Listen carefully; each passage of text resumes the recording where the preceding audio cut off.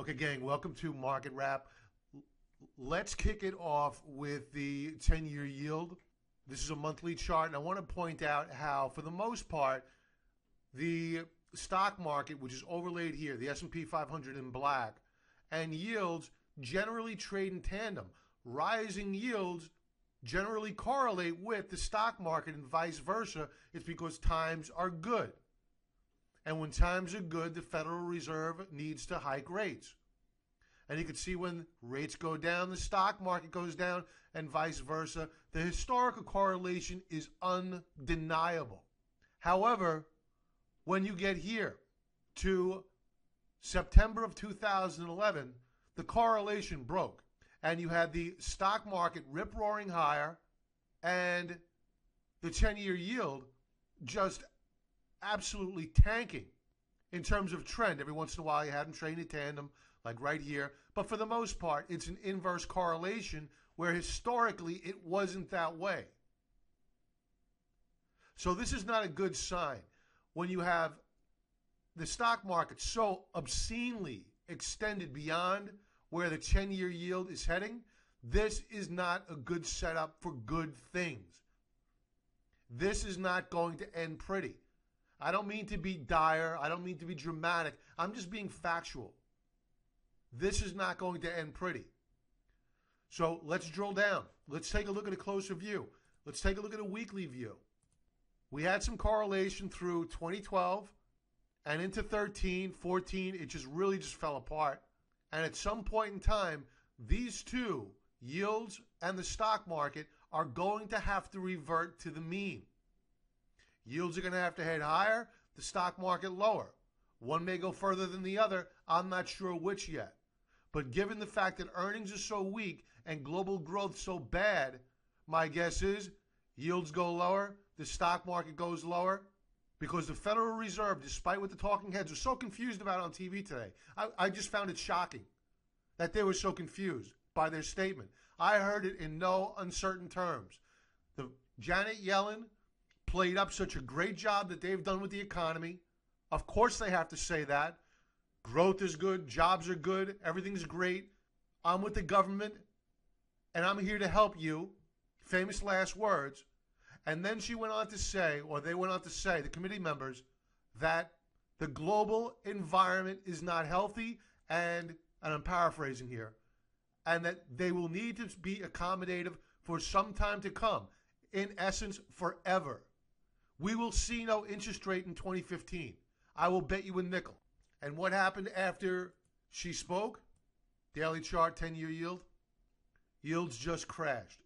But note how you're seeing the stock market putting in lower highs, and now we have a double top. Breakdown on the 10-year yield. I think that the breakdown in yields will probably continue for a while longer, but the stock market is going to come in. Dow Jones Industrial Average, we were holding 17,250. We broke and closed below it. This is a weekly chart. We broke and closed below key support. We closed out 17,189. Lower highs on RSI. Remember the downtrend, the divergence that's been going on for well over a year. Nobody talks about it. The Dow Transports, RSI, lower highs, slow stochastics rolling over. This is a weekly chart, and we are once again flirting with the lower band of the rising uptrend channel. Folks, if these transports go, and I don't see any reason why they shouldn't, because the rails are broken. The dry bulk shippers are broken. Air freight is broken. I don't know what is keeping the Dow Transports up. The airlines are beginning to break down now as well. When I said air freight transporters, I meant FedEx and UPS. But now you have the airlines rolling over, despite the fact that you have declining fuel prices. TBT. I know several of you want to build on the TBT position. Folks, it's not time yet. It's just not time. This is a daily chart. We broke support. We're going lower. If you're heavy on this position, you need to think about lightening up. I think that we're going to head a couple of points lower on the TBT. The time is not right. Too much fear out there. Yahoo. Okay, so yesterday watching Fast Money, all the talking heads. Yahoo announced earnings. They're spinning off Alibaba. The stock is higher after hours. Everybody's excited. All the commentary on Fast Money is that you're getting Yahoo for free now at this price.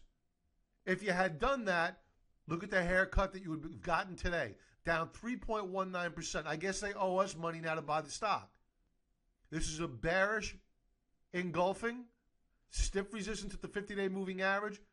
I'm not going to be a bit surprised to see us take out 45.85. And that will set up for another lower low after now 3 subsequent lower highs. Institutional distribution. Avoid Yahoo. Microsoft just killed once again today. Down about 3.5%. Avoid it. At a bare minimum, we're coming down to, let's just say $40.50, round number. IWM, the Russell 2000, breakout point failure. The second time in these several weeks, we had broken out back in late December, rallied, failed, retested the lower band of support. That rally was on extremely light volume. Volume matters, folks. We always have to watch these breakouts and judge them on the merit of the volume that we see. If we do not see high volume, it means that it's a weak rally and the probability of the rally failing is very, very good. So fast forward, we had our breakdown into January, consolidation. The EU cuts interest rates. What did that mean to us? That's what I kept saying. What did it mean to us? Why is our stock market rallying? Who cares? We broke out. What was that breakout on? No volume whatsoever. Unsustainable breakout. Here we are today. Failure. Another breakout point failure. Draw your trend line down. Here's our new downtrend. If we break down below 114.36 and close there, it is all over, folks. It is all over. Am I guaranteeing that that's going to happen? No, of course not.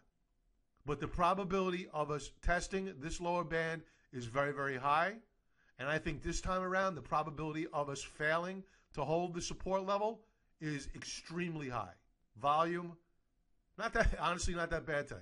It was about average. I would have expected more down volume. Let's check out the intraday chart. Okay, so we bounced off of support here. They know, trust me, they meaning the plunge protection team, the central banks, they know that if they fail to hold the key support level on the Russell 2000 at 114.36, like I just said, it is all over. They have to hold this territory. They cannot let the Russell 2000 go. Now, I was asked by fellow member Ben to go over to TNA, which is our hedge on the TZA trade. His question to me, when do I plan on taking off that position? My answer was that if we see a continuation breakdown, that I would consider taking the position off.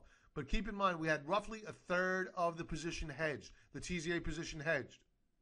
Now that I added to the TZA position today, once again, that hedge has gone down even further. So I'm less hedged today, even though I didn't sell any of the TNA. So this bottoming tail here implies we're probably going to see a rally. So am I toying with the fact that we sell into that rally? Yes, I won't lie. I'll see how the market holds up tomorrow morning before I make that determination. The futures are up right now. I'm kind of surprised to see that after Facebook's earnings. But then again, I shouldn't be surprised because they cannot afford, after such a bullish and rosy, optimistic statement out of the Federal Reserve, to allow this stock market to drop like a rock.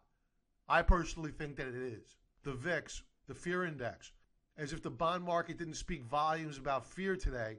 Look at the bullish key reversal so far this week. It's only Wednesday, 2 trading days left to go. Anything could happen. But remember, on Monday, we were trading below the lower band of support. Yesterday was a spinning top or a indecision day.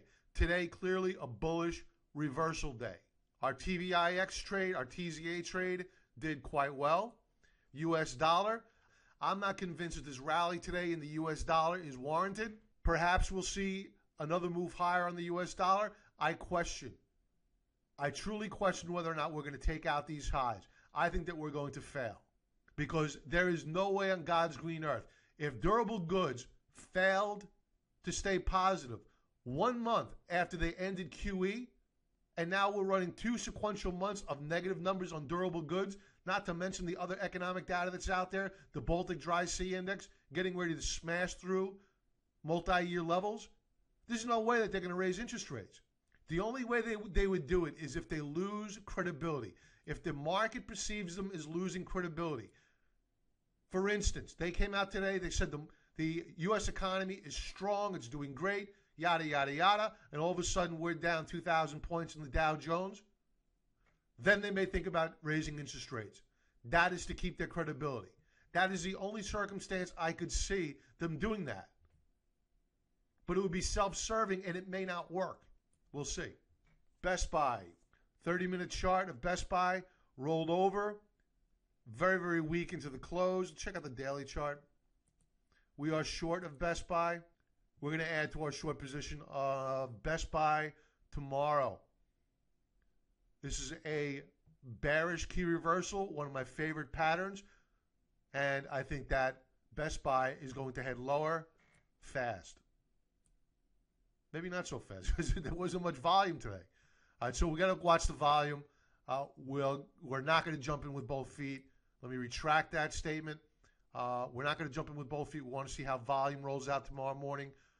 That is important. We want to see institutional distribution like you saw here. Maybe not that high, but at least at the moving average. The USO and the DBC. I could talk about these two at the same time. Last night I mentioned that we were seeing some topping action at 1710. I was concerned about this topping action, forecasting a failure, and sure enough, we got it today, and on rising down volume. So we need to stand back, wait for the USO to come to us, and I want to bring your attention to the 30-minute chart because I'm looking at something interesting. Note the bottoming tail today. Despite the U.S. dollar rally, we did not close at the lows of the day. Now, it may mean nothing, but I'm always saying the markets send you signals. So I'm curious as to whether or not this may hold. Will we get a sell-off and then a snapback if the U.S. dollar begins to pull back? I'm curious. So I'll be watching out for that. Also, the DBC. We had resistance. We failed to hold support. Now we need to see whether or not this prior resistance level will now act as support or will it fail. Volume rose, breaking down an ultimate oscillator, rolling over on the slow stochastics. Let's check out the 30-minute chart, see if there's anything interesting. We're holding lows. Let's use a stop loss order just below 1706 on a closing basis. RIG. Reversal day today. It closed off the lows of the day. We may book profits here. So just be aware of the fact that I may be sending out an alert tomorrow morning. If we make a new daily low, just consider me out. I'm going to get out quickly. Preserve profits. BKMU was on our watch list. Listen, I could put up any bank right now. Yields crashed today. What did the banks do? They crashed as well. You can't buy the banks in a declining interest rate environment. This is off our watch list for now anyway. I'll keep it on an informal watch list. Take a look at the XLF. Down almost 2% on the day. We're probably going lower. BAC. Horrible day, down almost 3% on the day. Let's check out JP Morgan.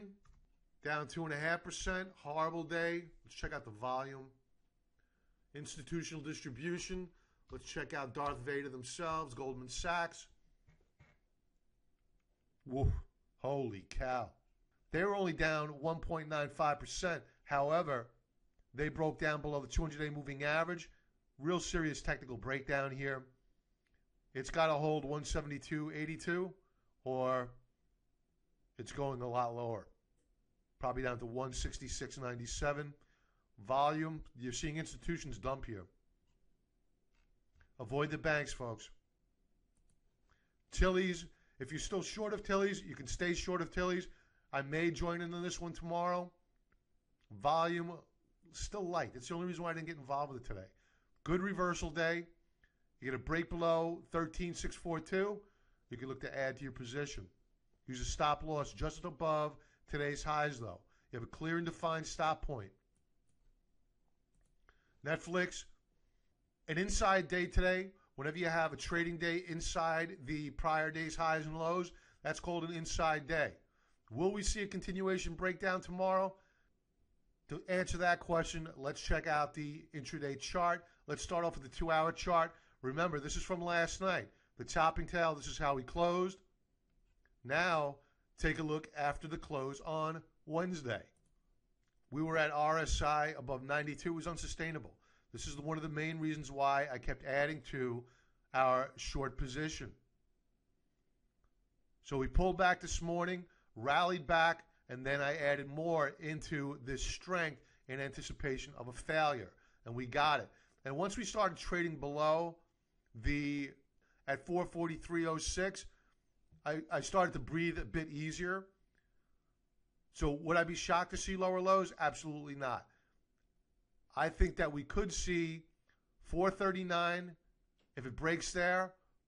Let's call it 433 to 435, and then we're going to look to get out. Book our profits, move to the sidelines. Let's take a closer look. That was a 2-hour chart. Let's take a look at a 30-minute chart. This was Tuesday night. Let's fast forward to Thursday night. Before I do that, note the downtrend in RSI, despite the fact we're heading higher. Remember the ultimate oscillator, trending down. Stock price headed higher, divergences.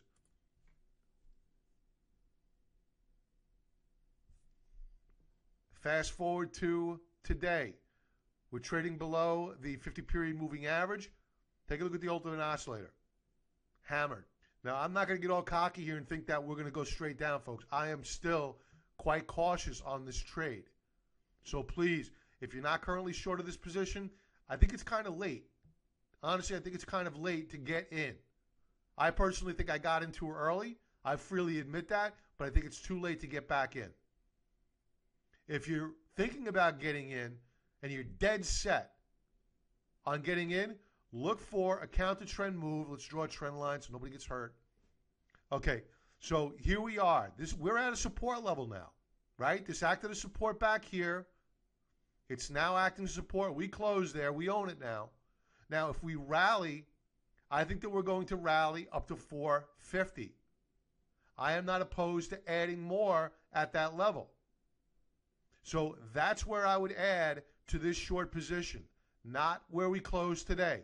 Now, if we break down below this support level in the morning, suppose we gap down, I would expect a rally back to try to recapture the prior support level and fill the gap from the morning's open.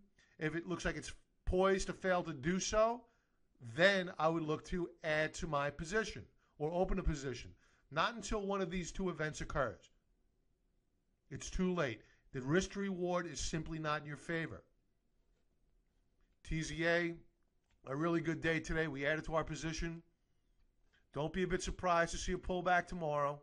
I'm looking to really buy the TZA on strength because that means that the IWM, the Russell 2000, is breaking support levels.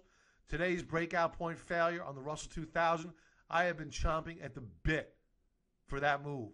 And that's the reason why I added more to the TZA. Also keep in mind that you have resistance here, which means that there's support inversely on the Russell 2000.